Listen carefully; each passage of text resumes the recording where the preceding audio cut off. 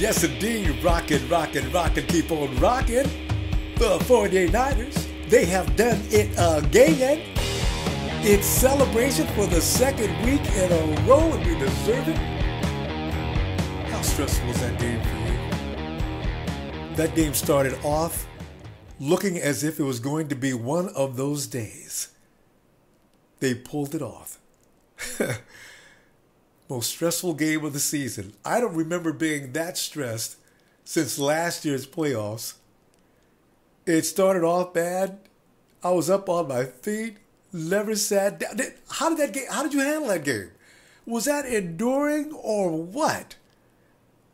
Well, I mean, when the game was over, I was so tired, I felt like I just got through working out. A must-win game, and they did. The Niners seen what they had to do, and they got it done. Yes. And here's what I really appreciate. Last few weeks, the Niners have been experimenting. They've tried to see if they could expand the offense, that maybe ride the arm of Cappy a little bit more, maybe a little more passing, a little less running. Of course, that had everybody questioning what they were doing. So the Niners have pretty much gotten back to who they really are instead of who they want to be. Now, I understand that they want to expand on the offense, and they should. Kaepernick's a great quarterback. He could be even better. But in the meantime, while they're a work in progress, I had to appreciate that they went ahead and they ran Frank Gore. And everybody knows if Gore runs for 100 yards, normally, I'm not saying normally, they've never lost when Frank Gore goes over 100 yards. It is the catalyst behind success. Do it. And they did.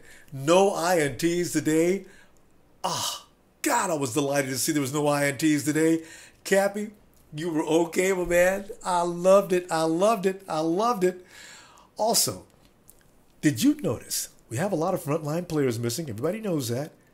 But this team, as it is starting to gel. The players that are out there now are progressively getting better each and every week. Oh, I'm loving that. Parrish Cox, the man's turning into an all-pro out there. Aaron Lynch, for the missing Aldon Smith, is starting to look a little better and putting on a little more pressure every week. So I suspect that this week against the Rams, he could turn into the beast that we want him to. I can't wait. And here's what I can't fathom. Parrish Cox, he cannot go back to the bench. When Tremaine Brock, the injured Tremaine Brock, returns to this lineup, Parrish Cox needs to stay on the field. If anybody's going to go sit down, make it Chris Culliver. The Cox-Brock combination's got to be the best that the 49ers can field into that secondary. That's got to be the way it's going to have to play out. Sorry, Chris. Love you, man, but you're a backup. Don't tell him I said that. The Niners are looking good in this game. And I say that because it's a progressive thing. The second line team has come up, and they're looking better and better and better. Stevie Johnson, another TD. Did you see that play? Was that beautiful or what? Boom, he presses off to the left. The defender bites, slides to the right. Cappy hits him perfect. Stevie Johnson is going to be a force, and he's one of the guys that I'm talking about that is going to make Cappy really hot come second half of the season. God, you can feel it. You can see it coming on. Quickly segue. Coach John Harbaugh.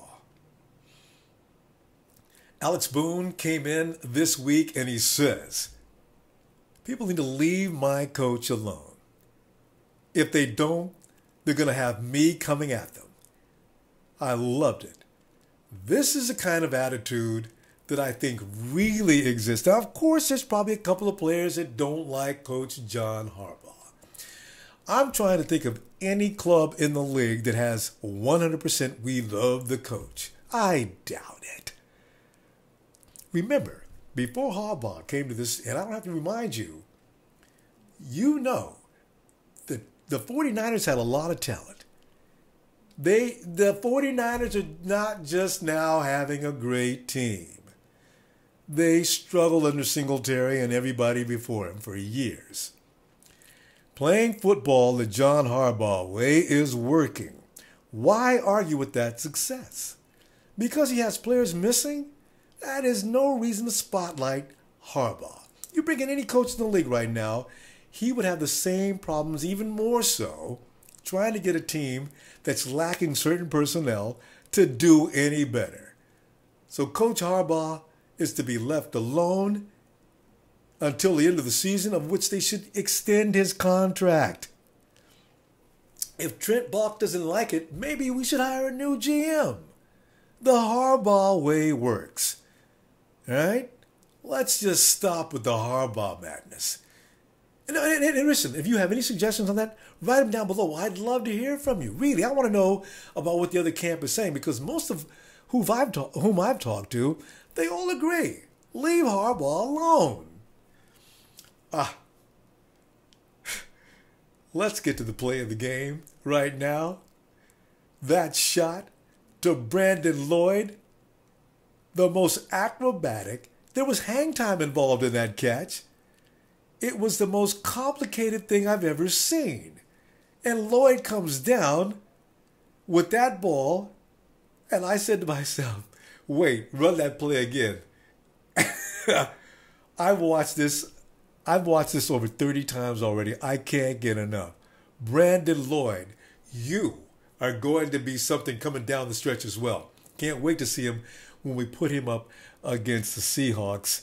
And you know who I'm talking about. We got something for his butt now. I do think so. Also, let's go ahead and give out that game ball right now. There are a lot of players on this team in this particular contest. You can give it to Gore.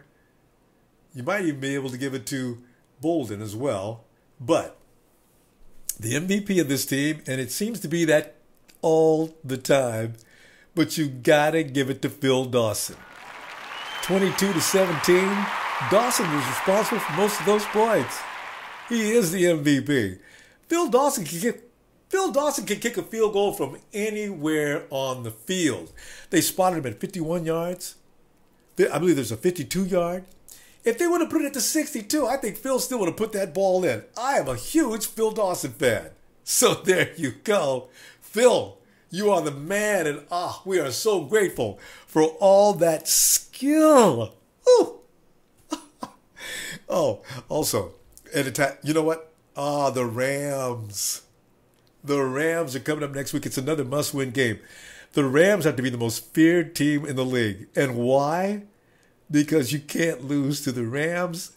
Those are the games you have to win. It doesn't get any easier than that unless you're playing Tampa Bay. The pressure is still on. The 49ers have to perform. They cannot look past this week for the Denver Broncos. You've got to beat the Rams or we're in serious trouble, because the Broncos are coming up next week. And at least if they have to lose that game, they'll come in winning. And I'm thinking the momentum will get built up, and maybe the 49ers don't even lose that game. Let's go now. Let me get Siri on the phone and see how she feels about this game. You're not listening to anything. Siri, I'm listening to you. Siri, what I want to know is, next week the 49ers are going to be playing the St. Louis Rams. How many points, what's the point spread in this game versus the St. Louis Rams? The odds favor the 49ers over the Rams by 3 points.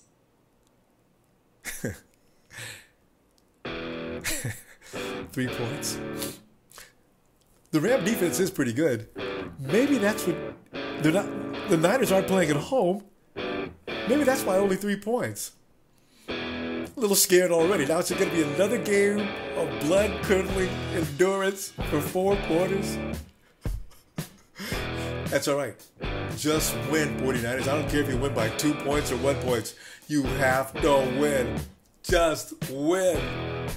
Get ready, Niner fans. Next week, we will be saying 4 and 2. Let us rock on, Niners!